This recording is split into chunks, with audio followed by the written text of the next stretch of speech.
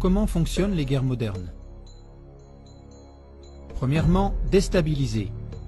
L'attaquant suscite des foyers de troubles dans le pays visé. Il déstabilise le pays qu'il a comme cible, au point qu'il y ait une guerre civile. Deuxièmement, comment le fait-il? Tout d'abord, il prend contact avec les groupements des mécontents et avec ceux qui sont prêts pour la violence, les rebelles, les terroristes rémunérés, dans le pays visé. Pour lui, cela ne joue aucun rôle si ces rebelles prêts à la violence se composent de fans de football, de fanatiques religieux, d'extrême gauche, d'extrême droite ou autres. Ils doivent seulement être violents, de sang-froid et loyaux. L'attaquant présente à chacun de ces groupes un avenir meilleur avec le droit d'intervention et beaucoup d'avantages. Ainsi, chaque personne motivée combat, peu importe par quel biais, pour imposer ses objectifs individuels. Toute unité terroriste ainsi formée accepte temporairement d'autres groupements d'un tout autre genre. Initialement, chaque groupe voit seulement des avantages dans la force de frappe commune. La devise est « synergie par-dessus tout », frapper ensemble, marcher séparément. L'attaquant forme ainsi des groupes terroristes hétéroclites. Si un groupe rebelle extrémiste ne veut pas du tout se mélanger à d'autres qui pensent autrement, cela n'a aucune importance pour l'attaquant. Il le sépare pour des objectifs particuliers, par exemple pour des attentats suicides, etc. Troisièmement, l'armement et le financement. Au travers de mercenaires de son propre pays ou d'un autre pays, il forme les groupes de rebelles rassemblés préalablement en groupes de terroristes. Dans la mesure du possible, il fait cela en dehors du pays visé.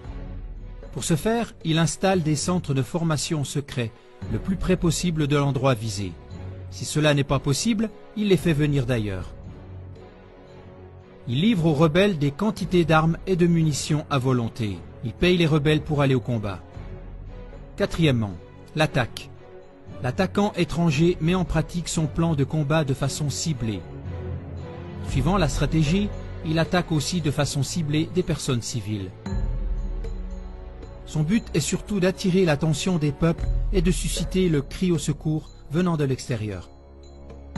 Bien sûr, maintenant, ce n'est pas l'attaquant organisateur qui est au centre des informations de presse, mais le mauvais gouvernement du pays à renverser, ou bien, si besoin est, ce seront les rebelles, c'est-à-dire les unités terroristes.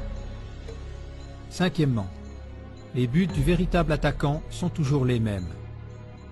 Autant que possible, affaiblir l'objet visé à partir de l'intérieur. Accusation ciblée contre l'objet visé.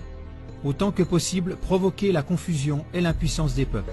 Autant que possible, créer le besoin pour un secours militaire venant de l'extérieur.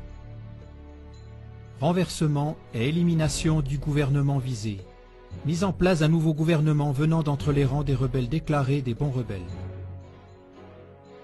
Retrait des troupes, abandon du pays à lui-même afin qu'il tombe dans le chaos total. Nouvelle intervention radicale pour éliminer tous les héros utilisés auparavant et qui sont désormais appelés des terroristes. Prise en charge du pays ainsi que de ses ressources. Paiement de dédommagement au gré des attaquants. Sixièmement, se laisser célébrer comme sauveur. Septièmement, le même exercice en grand. Ce que l'attaquant a fait dans différents pays avec des troupes de rebelles hétéroclites, il le fait à grande échelle. Des pays entiers sont maintenant ses troupes choisies de rebelles. Avec celles-ci, il encercle ses plus grands rivaux qu'il ne pourrait jamais battre tout seul. Tout d'abord, il attise des provocations qu'il met sur le dos de ses plus grands rivaux. Il amène ces pays rebelles choisis à attaquer avec leurs propres armes et leur armée contre son plus grand rival. C'est seulement quand tous les pays ont tiré leurs dernières munitions, qu'ils ont perdu leurs meilleurs éléments et qu'ils sont ruinés que le véritable ennemi de l'homme, le véritable attaquant et belliciste intervient pour maintenant les vaincre tous ensemble. Qui sont les grands perdants? Tous ceux qui se sont laissés envoûter et utilisés par cet attaquant et belliciste retors.